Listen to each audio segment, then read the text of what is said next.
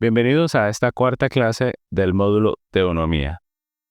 Hoy continuamos con esta serie importante de enseñanzas acerca de este tema que nos habla de nuestra responsabilidad frente a la ley de Dios. Por eso empezamos con un versículo de la ley que está en Deuteronomio capítulo 30, versículo 16, que dice: Porque yo te mando hoy que ames a Jehová tu Dios, que andes en sus caminos y guardes sus mandamientos, sus estatutos y sus decretos, para que vivas y seas multiplicado, y Jehová tu Dios te bendiga en la tierra a la cual entras para tomar posesión de ella. A través de estas clases hemos podido ver cómo el tema de la teonomía es un tema que nos incumbe a todos, no solamente a los creyentes, sino a todos los hombres que tenemos responsabilidad frente a la ley de Dios. Quiero empezar con el contenido de nuestro módulo. En la primera clase hablamos del entendimiento de lo que era la teonomía.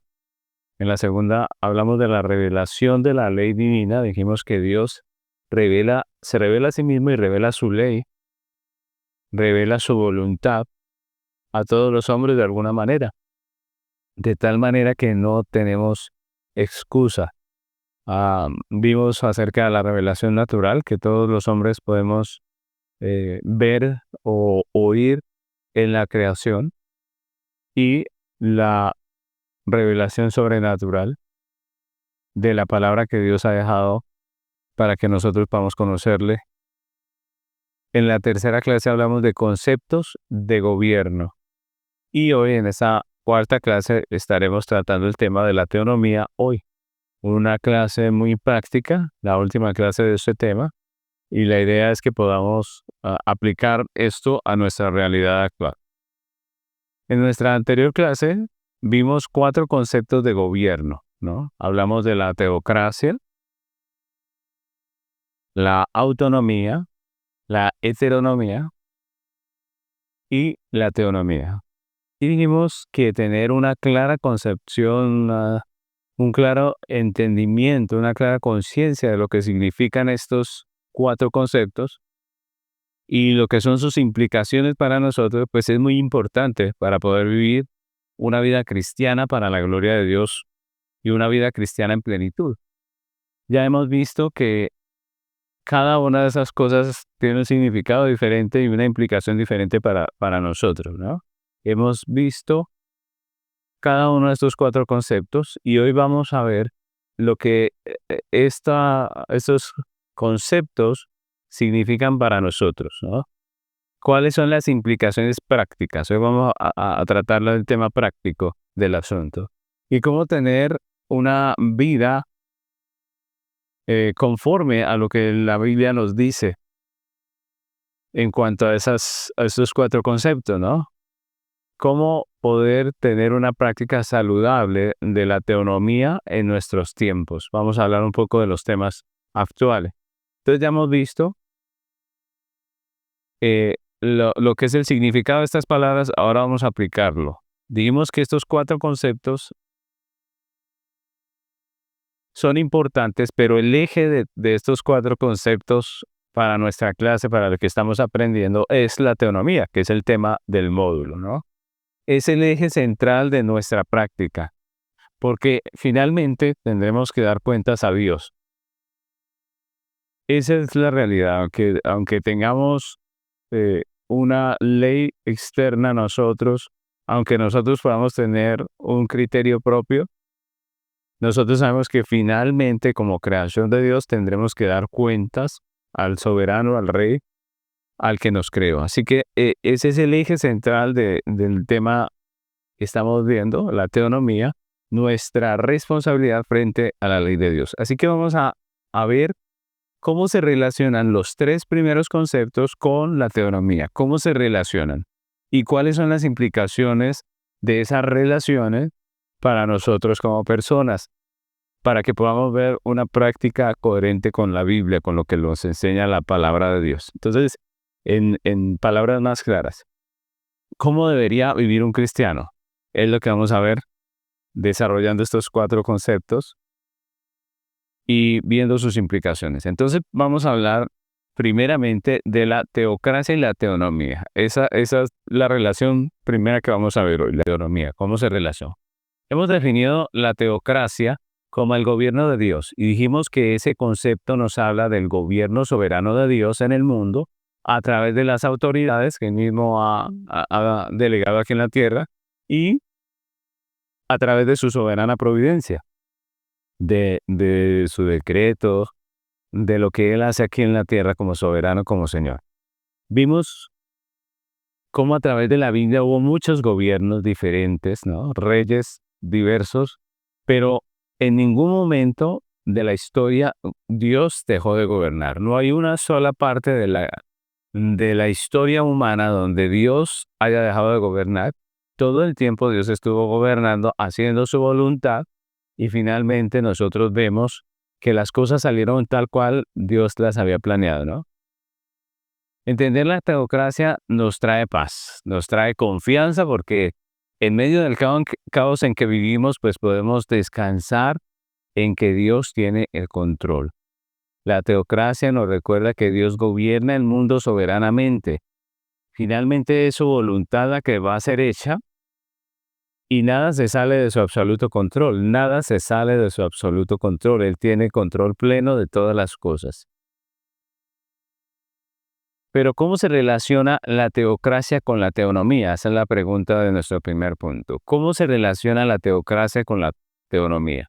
La teocracia nos recuerda la soberanía de Dios, su decreto, su providencia, su control absoluto. Eso nos recuerda la realidad de la teocracia. Mientras que la teonomía nos recuerda nuestra responsabilidad frente a la ley de Dios, la responsabilidad que tenemos los hombres frente a la ley de Dios. Y eso quiere decir que el creyente puede tener paz y confianza porque Dios está en control, pero no puede tomar esto como excusa para su negligencia, sino que debe ser diligente en su responsabilidad frente a la ley de Dios. Entonces, miren cómo ese es un sano balance de ese, ¿cierto? Por un lado está la teocracia diciéndonos Dios lo gobierna todo, Dios está en control, nada se sale de su mano, pero por el otro lado tenemos a la teonomía que nos recuerda que nosotros tenemos responsabilidades frente a esa ley. Por ejemplo, la Biblia manifiesta claramente que Dios salvará a todos sus escogidos.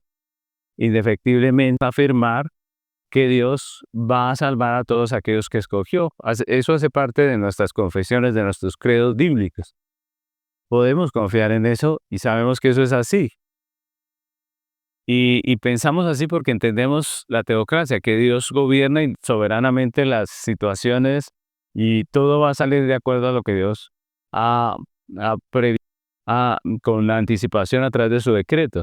Pero en Romanos, y pues por eso tenemos citas como esta de Romanos 29 y 30, Romanos 8, 29 y 30, donde nos dicen que las cosas van a salir exactamente como Dios ha dicho. Eso es teocracia. Dios gobierna las situaciones, las circunstancias, no importa lo difícil que sea una persona para salvar. Si Dios la tiene allí entre el número de sus escogidos, Él va a orar de una manera soberana y va a doblegar el corazón más duro. Lo podemos ver en Pablo, lo podemos ver en todos aquellos hombres que fueron difíciles pero que en determinado momento, cuando Dios quiso, sencillamente los salvó. Romanos 8, 29 y 30 dice: porque a los que antes conoció también los predestinó para que fuesen hechos conforme a la imagen de su Hijo, para que Él sea el primogénito entre muchos hermanos. Y a los que predestinó, a estos también llamó. Y a los que llamó, a estos también justificó. Y a los que justificó, a estos también glorificó. Notemos que este texto está hablando de la salvación. La está dando por hecho.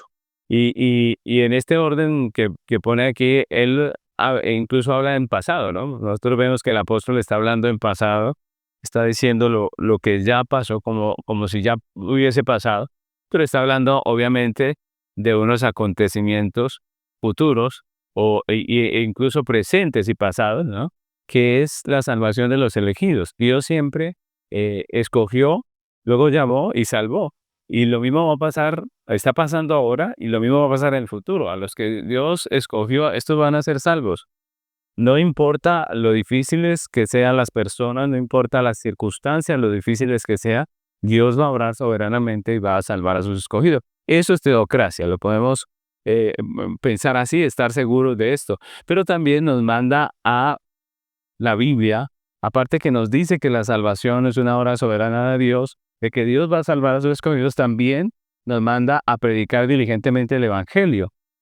Y esto ya nos recuerda la teonomía, ¿no?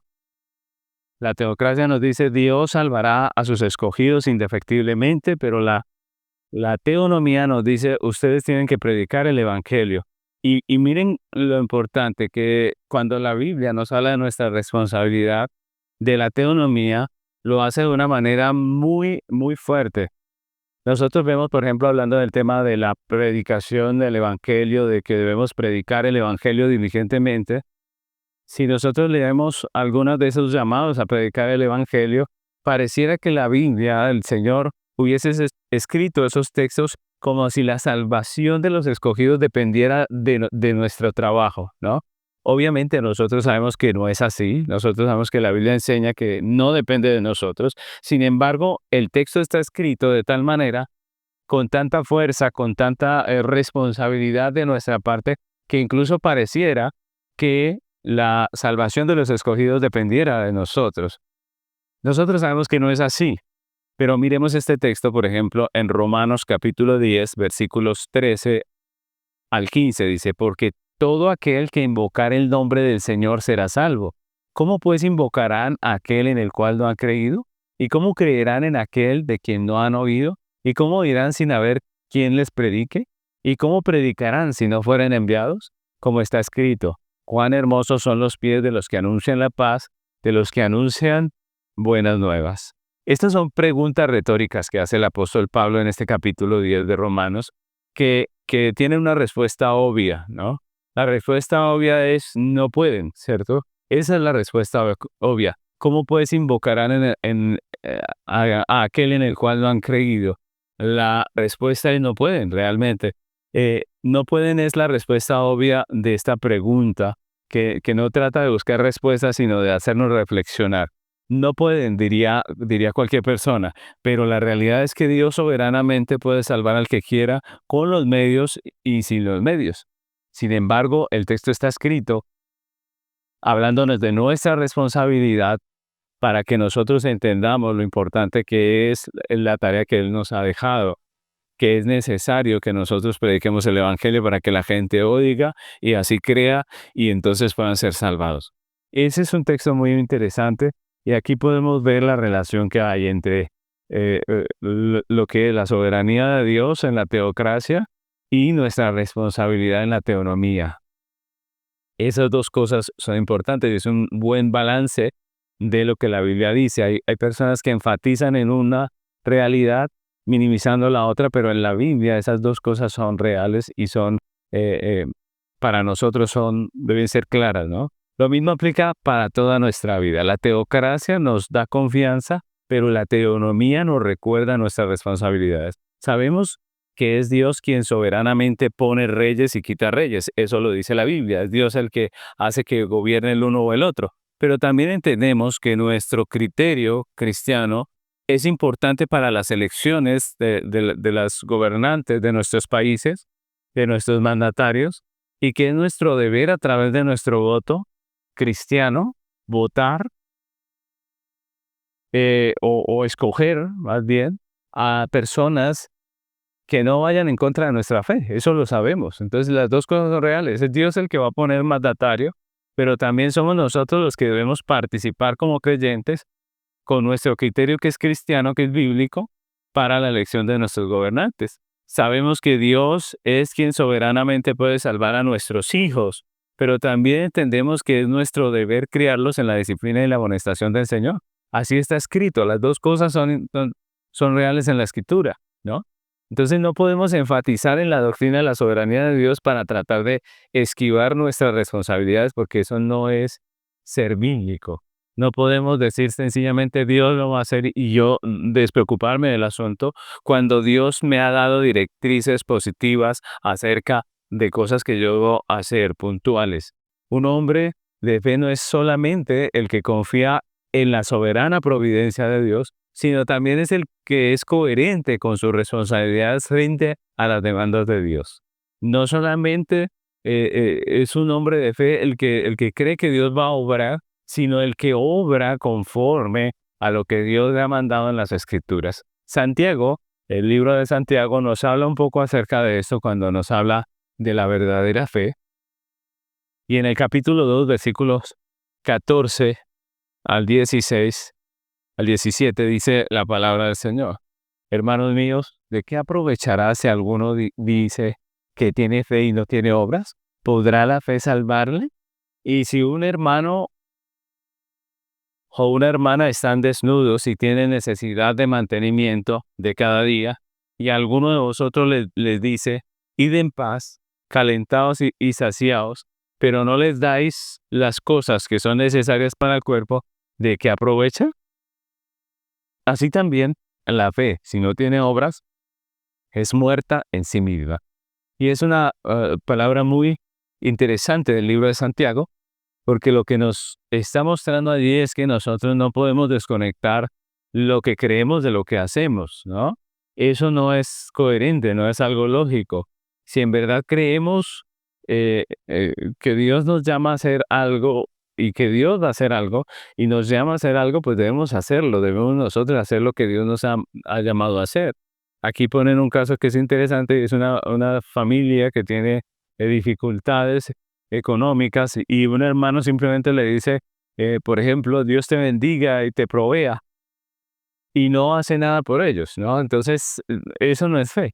Fe es cuando uno, obedeciendo lo que Dios dijo, aparte de desearles el bien, también les ofrece algo que les ayude en medio de la situación. Lo mismo pasa cuando hablamos de nuestra responsabilidad frente a la ley de Dios. Sabemos que la teocracia nos dice que Dios está gobernando todo, que Dios es soberano para hacer, pero también la teonomía nos dice, nosotros tenemos responsabilidad. Si en verdad creemos las promesas de Dios, entonces obedeceremos a sus mandatos. Miren lo interesante porque hay personas que creen que el que es de fe, entonces no hace nada. Y no, Santiago nos dice que nosotros mostramos nuestra fe por nuestras acciones. Segunda los Corintios 7:1, el apóstol Pablo también lo dice claramente. Dice, así que, amados, puesto que tenemos tales promesas, limpiémonos de toda contaminación de carne y de espíritu, perfeccionando la santidad en el temor de Dios. Hoy en día muchos piensan que el que tiene fe puede vivir sin obras. El que cree que Dios le va a salvar o le salvó a través de la obra de Cristo y es un hombre justificado, entonces algunos dicen, este que ha sido salvado ya es salvo y no tiene que hacer nada más. Es cierto que la salvación no es por obras, pero aquel que ha sido salvo siempre tendrá obras para mostrar, porque Dios obra en su corazón. Es decir, la obra no es la razón de nuestra salvación, pero sí es el fruto evidente, el fruto que deja en evidencia la obra que el Señor ha hecho en nuestro corazón. Y lo que dice el apóstol Pablo es interesante porque él dice que puesto que tenemos tales promesas, uno dice, bueno, tengo unas promesas de parte de Dios, de su redención, de su obrar en mi vida, de que el último día yo saldré bien del juicio por la obra de Cristo, pero dice Pablo que si tenemos confianza en esas promesas, no dice tranquilicémonos que ya somos salvos, no dice limpiémonos de toda contaminación de carne y de espíritu, perfeccionando la santidad en el temor de Dios. Si creemos en que somos salvos, si tenemos fe en las promesas divinas, entonces limpiémonos, dice Pablo. Miren que no es entonces relajémonos, ¿no? Sino entonces limpiémonos. La teocracia y la teonomía van de la mano, no son contrarias. Podemos descansar en la promesa de Dios, pero ese descansar en la promesa de Dios no dice relajarnos y no hacer nada, sino que nos recuerda que nosotros tenemos una responsabilidad frente a la ley de Dios. Entonces debemos vivir con esas dos realidades, la teocracia y la teonomía. La verdadera fe en las promesas de Dios no nos adormece, sino que nos hace obedecer diligentemente sus mandamientos, sus llamados. Si creemos que Dios nos prosperará, entonces ¿qué debemos hacer? ¿Relajarnos? No. trabajar, ser diligentes en trabajar. Si creemos que Dios va a salvar a nuestros hijos, ¿qué debemos hacer? ¿Relajarnos y decir Dios lo va a hacer? No, debemos criarlos en la disciplina y amonestación del Señor. Si creemos que Dios salvará a los escogidos, ¿qué hacemos como iglesia? ¿Nos sentamos a esperar? No, estamos llamados a predicar el Evangelio. Eso es coherencia, eso es entender la teocracia y la teonomía. Entonces, esa es la primera relación que vamos a ver, ¿no? Que debemos entender cuando hablamos de la teonomía, del deber del hombre frente a la ley. Ahora, la segunda relación que vamos a ver es la relación que hay entre la autonomía y la teonomía. Recordemos que ya vimos lo que significan estos términos, ¿no? Así que estamos viendo las relaciones que hay entre el uno y el otro, y no solamente las relaciones, sino también lo que son las implicaciones para nosotros. Entonces, aquí hablamos de la autonomía y la teonomía. Hemos identificado la autonomía como la facultad de una persona o entidad de autogobernarse. Vimos que aunque pareciera un concepto contrario a la teonomía, en realidad no lo es. Dijimos que la autonomía nos hace entender o nos recuerda la manera en que el hombre fue creado, ¿no? Nos habla de cómo Dios creó al hombre. Nosotros no fuimos hechos como autómatas, es decir, no somos robots programados para diferentes tareas que siempre hacemos exactamente lo que está en el chip que nos pusieran de control, ¿no? De programación, sino que Dios nos hizo agentes libres que pueden razonar, que pueden pensar, que pueden analizar y tomar decisiones. Y en ese sentido, la autonomía nos recuerda que somos agentes libres y no autómatas, pero también que somos responsables. Un día vamos a tener que dar cuentas a Dios por lo que hicimos con esa autonomía. Esa es la realidad, ya lo vimos. Si la usamos para cumplir el fin para el cual fuimos creados, que es la gloria de Dios, o si desperdiciamos esa autonomía en la vanidad de este mundo y en el pecado. Y ahí es donde vemos la relación entre la autonomía y la teonomía. El hombre es un ser creado y no es el creador. Es un ser finito, su sabiduría, inteligencia, su poder y todos los demás atributos son limitados.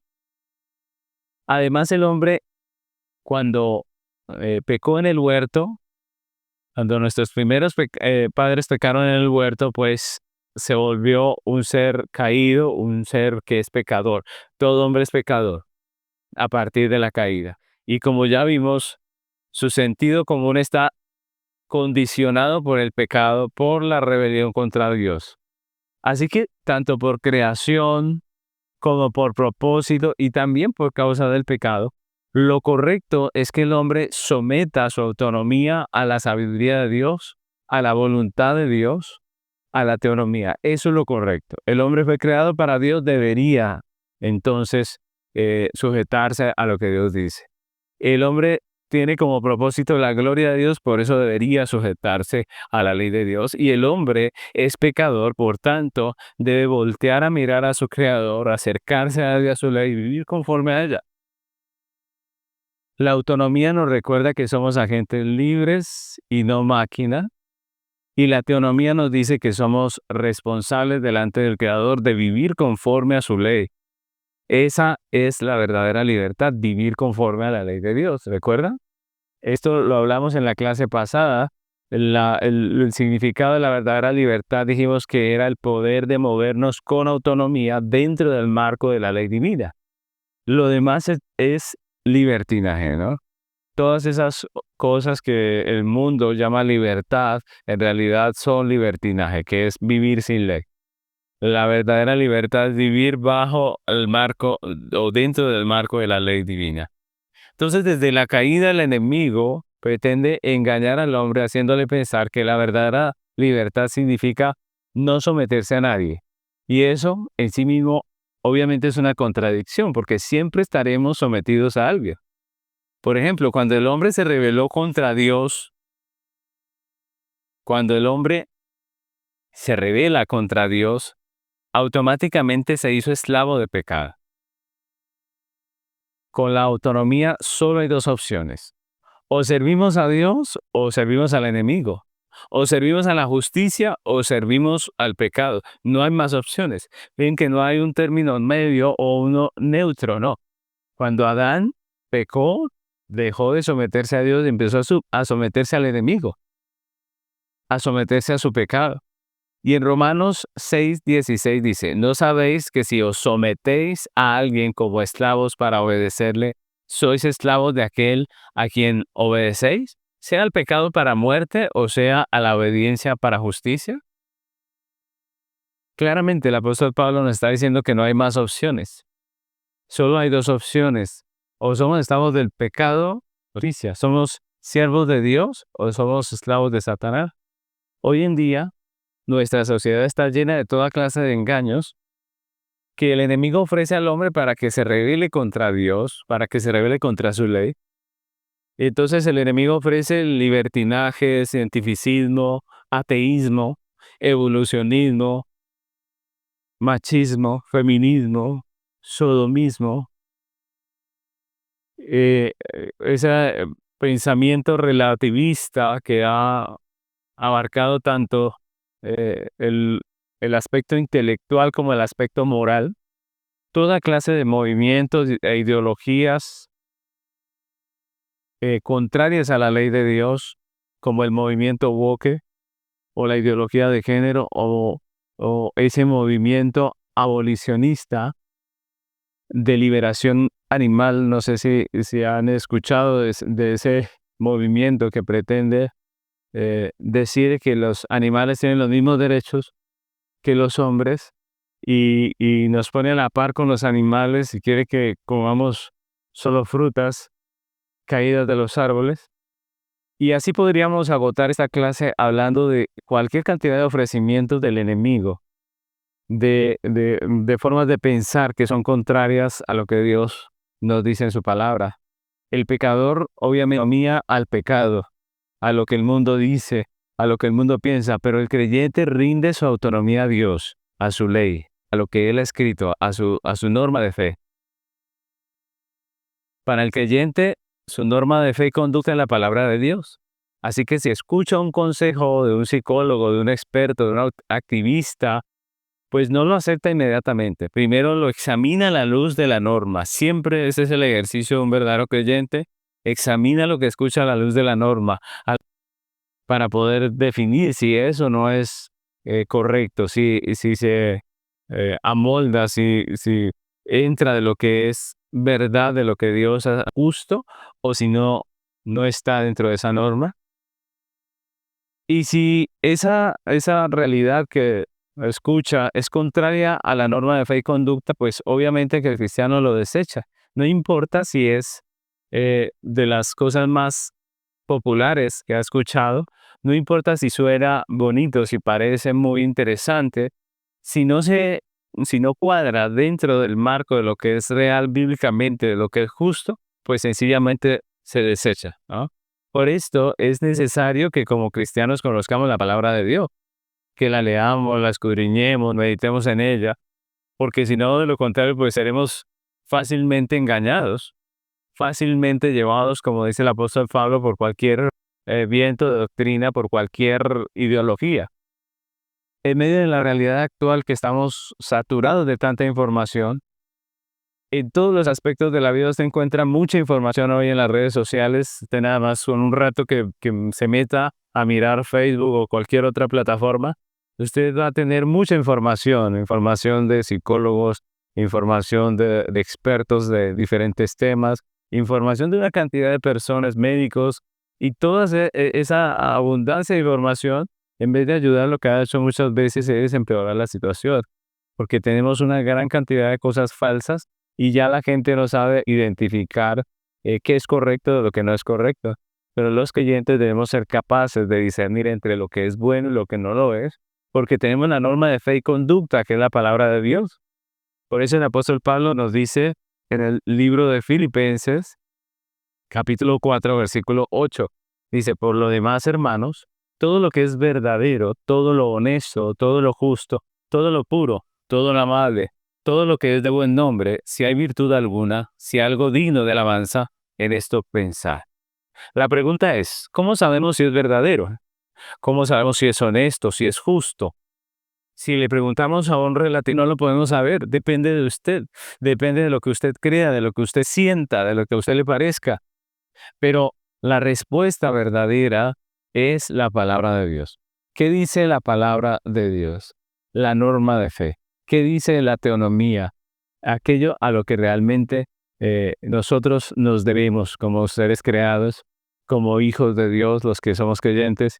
Eso es lo que realmente importa y esa es la norma a través de la cual debemos juzgar todas las cosas. ¿Cómo sabemos si es puro? Pues si la Biblia dice que es puro. ¿Cómo sabemos si es justo? Si la Biblia dice que es justo. Si no tenemos esa norma de fe, pues sencillamente no hay cómo saber, no hay cómo saber, no hay otra respuesta. Si no tenemos una norma de fe absoluta, no hay cómo saber. Y esa es la realidad. Analicemos un poco, hagamos un ejercicio con uno de los movimientos que está muy de moda en este momento, el movimiento animalista. Y en esto no quiero ofender a nadie que tenga eh, un cariño especial por los animales, sino que lo único que deseo es que miremos algunas de sus posiciones de estas personas animalistas para que analicemos si es correcto o no es correcto lo que estas personas promueven. Hace un tiempo leía una frase que quiero que analicemos. Analicemos la frase de uno de los defensores de esta manera de pensar, de este movimiento, que cree que es inmoral matar un animal para comérselo, ¿no? Cree que es inmoral, por ejemplo, matar una gallina y hacer un sancocho, moral. Él dice así, el derecho a la vida y por tanto su respeto es un valor intrínseco del que goza todo ser vivo que es su titular. Con base en ello, ninguna especie animal puede servir de medios para los fines de otra. Ninguna especie animal puede servir de medio para los fines de otra. Eso de este hombre iguala la vida del hombre con la de un animal. Le pone como un derecho fundamental la vida de ese animal.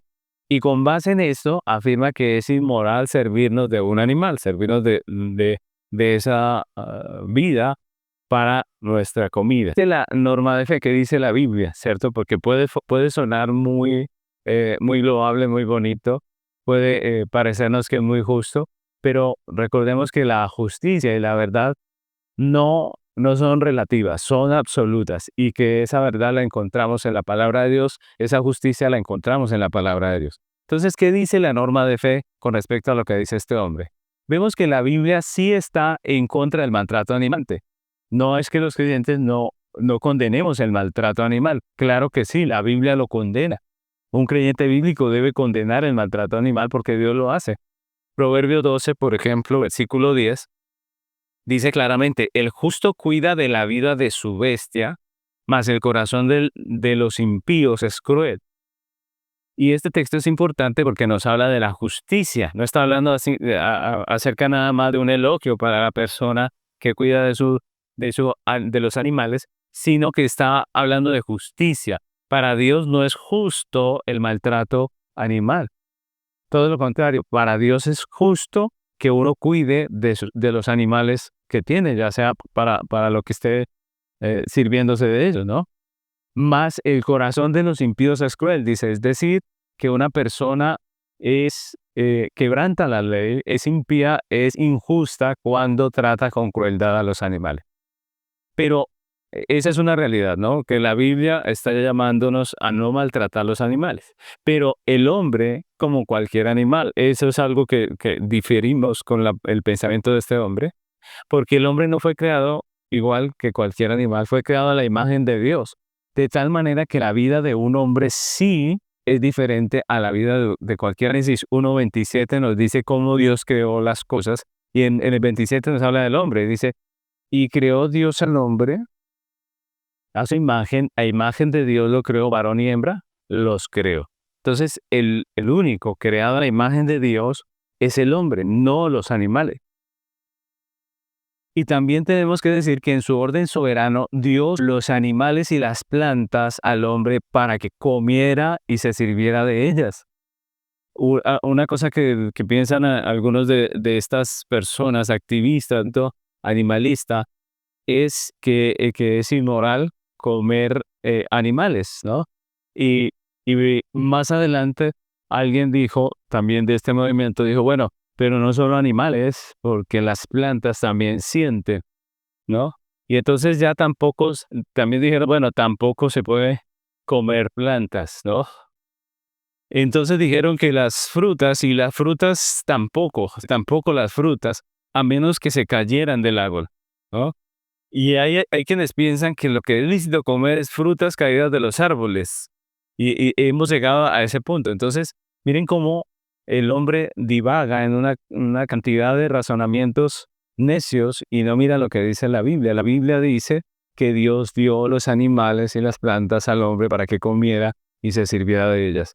Génesis 1, 28 y 29 al 30 dice, y los bendijo Dios y les dijo, fructificad y multiplicaos, llenad la tierra y sojuzgadla, y señoread en los peces del mar, en las aves de los cielos, en todas las bestias que se mueven sobre la tierra. Y dijo Dios, he aquí que os he dado toda planta que da semilla, que está sobre la tierra, y todo árbol en que hay fruto y que da semilla os será para comer. Y toda bestia de la tierra, y a todas las aves de los cielos, y a todo lo que se arrastra sobre la tierra, en que hay vida, toda planta verde les será para comer. Y fue así. Plantas y animales Dios los hizo para el beneficio de los hombres. Entonces, no es inmoral servirnos de los animales, ni para comer, ni para la carga, ni para ninguna de esas cosas. Es sabio hacerlo porque Dios los dio para esto.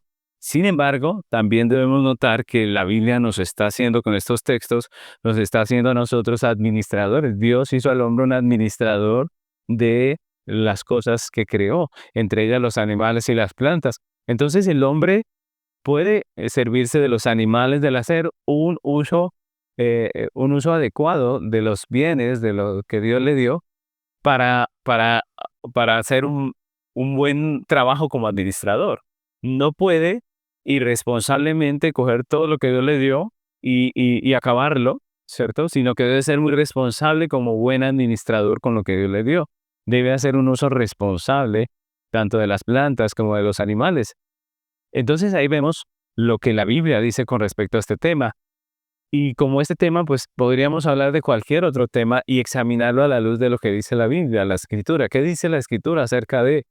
Porque muy fácilmente las personas simplemente se dejan arrastrar, los que no tienen conocimiento bíblico, se dejan arrastrar de cualquier movimiento de estos y terminan algunas personas que son supuestamente cristianas, terminan apoyando movimientos que son muy contrarios a lo que la Biblia dice.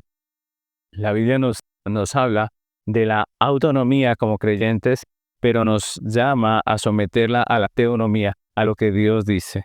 Más que pensar en qué es lo que nosotros creemos acerca de esta o de aquella situación, debemos pensar es qué dice Dios, porque la norma nuestra no es nuestro razonamiento, sino la palabra de Dios.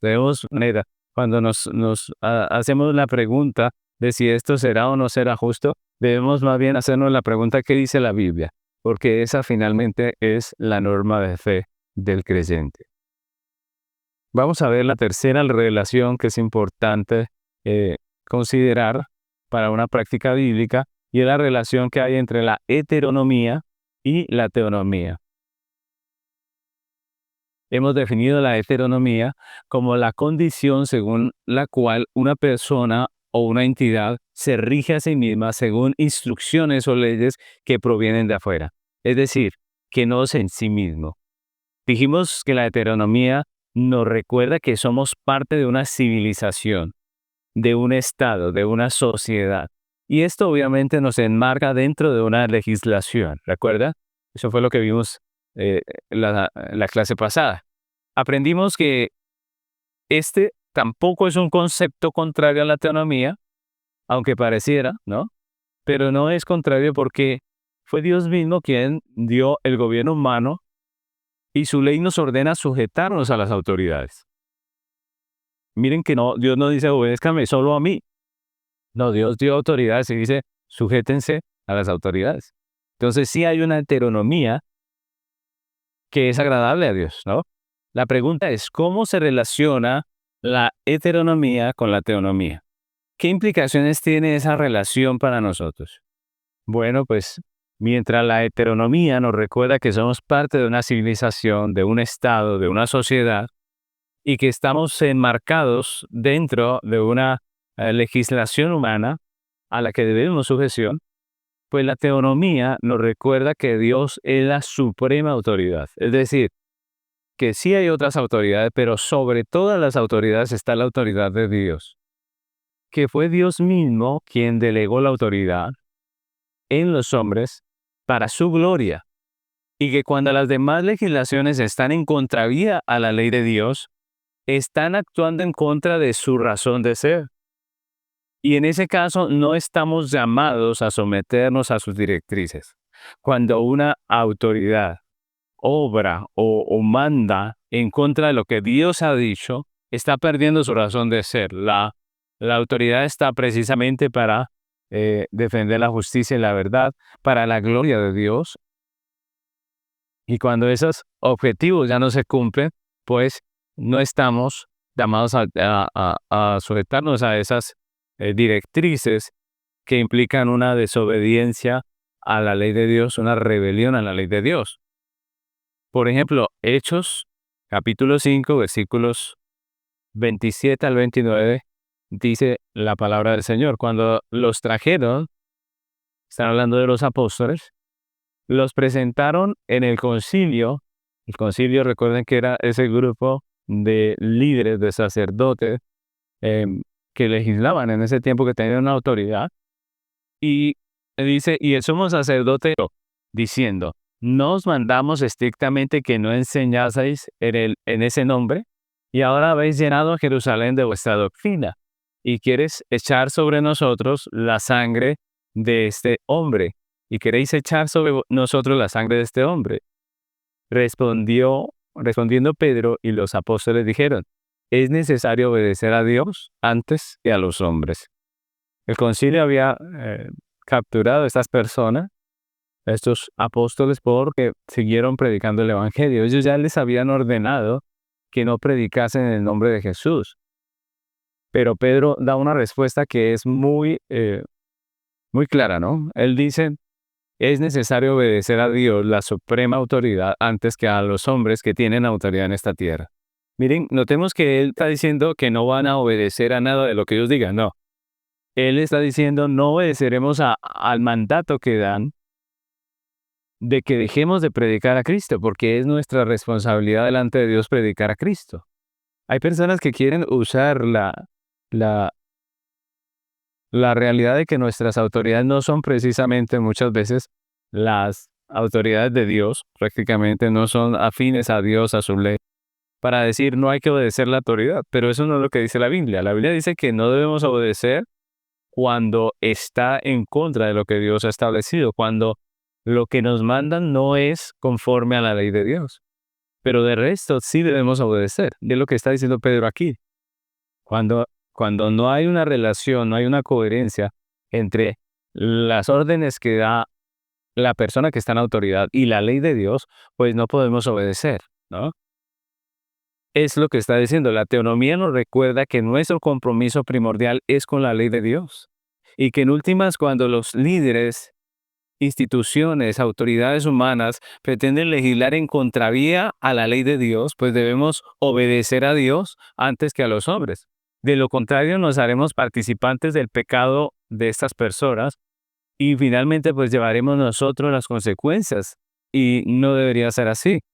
Y hay un ejemplo claro de esto en Hechos, capítulo 5, versículo 1. Si nosotros recordamos, la Biblia nos dice que hay autoridades en las instituciones que Dios creó, en el hogar, en la iglesia y en el Estado, ¿no? Y cuando hablamos del hogar, la Biblia dice que los padres son autoridad sobre los hijos, tanto la mamá como el papá, pero también nos dice que en la pareja la esposa debe estar sujeta a su marido, es lo que dice la Escritura. Sin embargo, aquí en Hechos 5 vemos que pasa algo parecido a lo que estamos diciendo, de que la autoridad no concuerda con lo que Dios dice. Dice en Hechos capítulo 5, versículo 1, dice, pero cierto hombre llamado Ananías con Zafira, su mujer, vendió una heredad y sustrajo del precio, sabiéndolo también su mujer, y trayendo solo una parte, la pósteres. Y dijo Pedro a Ananías, ¿por qué llenó Satanás su corazón para que mintieses al Espíritu Santo y sustrajeses del precio de la heredad? Reteniéndola, ¿no se te quedaba a ti? ¿Y vendida no estaba en tu poder? ¿Por qué pusiste esto en tu corazón? No has mentido a los hombres, sino a Dios. Y al oír Ananías estas palabras, cayó y expiró. Y vino gran temor sobre todos los que oyeron. Y levantándose los jóvenes, lo envolvieron y sacándolo, lo sepultaron. Este hombre había prometido ofrendar el precio de una heredad que iba a vender. Y cuando ya la vendió, entonces trajo no la cantidad que había dicho, sino trajo menos, ¿no? Miren que es importante notar que nadie le había impuesto esta ofrenda. No era una imposición que él tenía que vender su casa o una casa, una propiedad suya y darla a la congregación, sino que él mismo se ofreció voluntariamente. Pero después de que hizo la promesa, se arrepintió a mitad de camino y lo que hizo fue traer una parte del precio. El apóstol le pregunta si eso es el completo de lo que había prometido y él dice que sí. Y, y, y Pedro le acusa por su acción de mentir al Espíritu Santo y entonces el hombre muere, lo que dice cuando dice que expiró, dice que murió y los jóvenes, dice que lo envolvieron y lo sacaron y lo sepultaron. Pero el versículo 7 dice, pasado un lapso como de 3 horas, sucedió que entró su mujer, no sabiendo lo que había acontecido. Entonces Pedro le dijo, dime, ¿vendisteis en tanto la heredad? Ella dijo, sí, en tanto. Y Pedro le dijo, ¿por qué conviniste en tentar al Espíritu del Señor? He aquí a la puerta los pies de los que han sepultado a tu marido y te sacarán a ti. Al instante ella cayó a los pies de él y expiró, y cuando entraron los jóvenes la hallaron muerta y la sacaron y la sepultaron junto a su marido. Y vino gran temor sobre toda la iglesia y sobre todos los que oyeron estas cosas.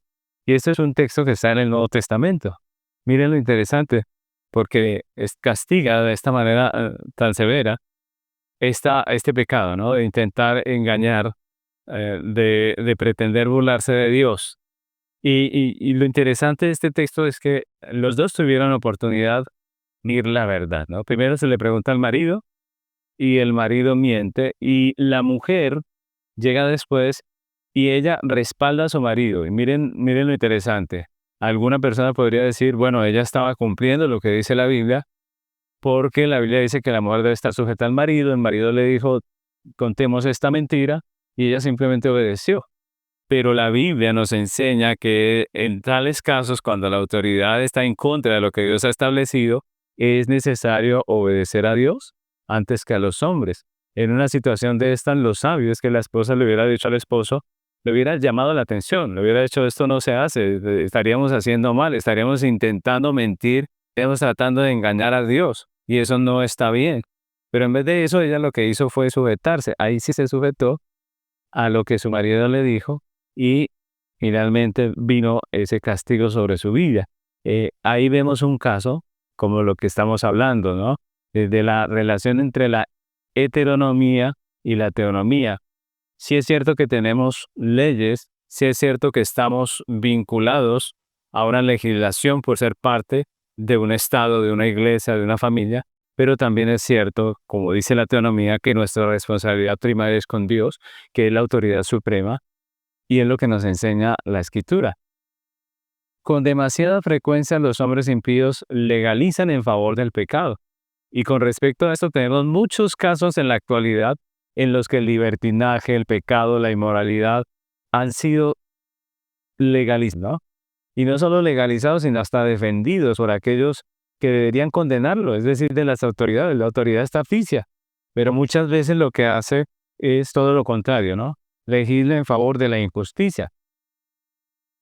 Y lo que vemos aquí es que cuando la legislación está en contra de la, entonces nosotros debemos obedecer a Dios antes que a los hombres.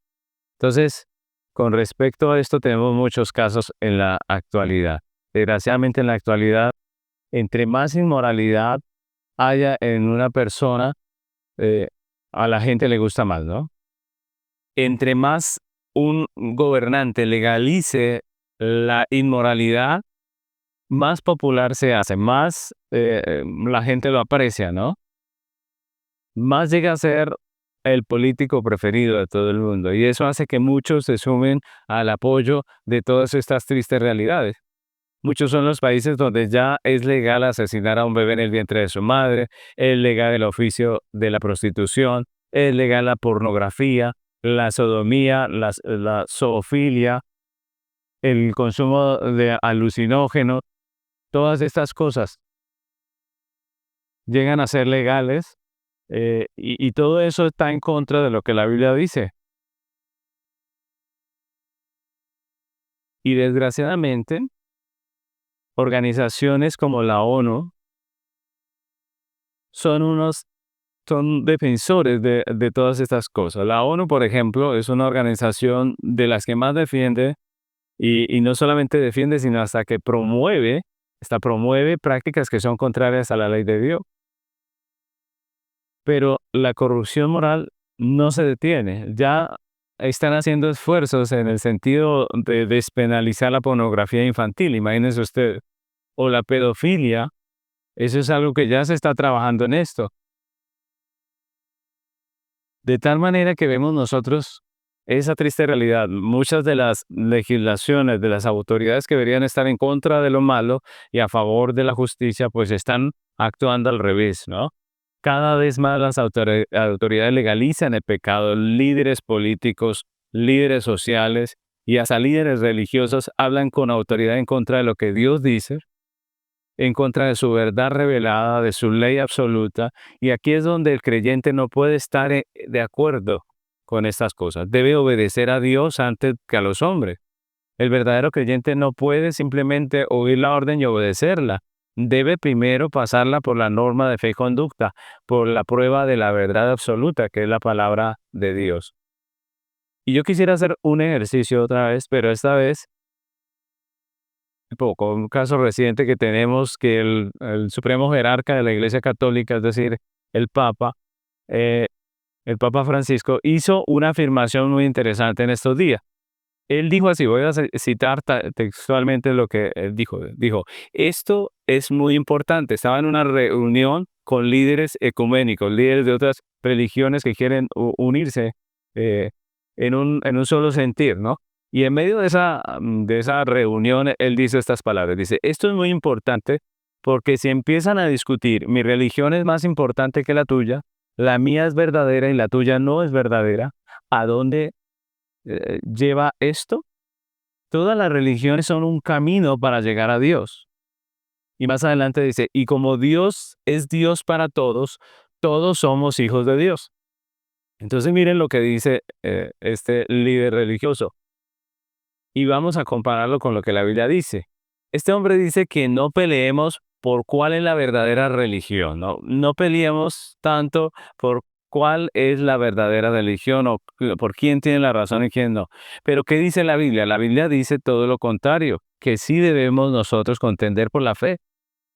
Judas, capítulo 1, versículos 3 y 4 dice, amados, por la gran solicitud que tenía de escribiros acerca de nuestra común salvación, me ha sido necesario escribiros exhortándoos que contendáis ardientemente por la fe que ha sido una vez dada a los santos.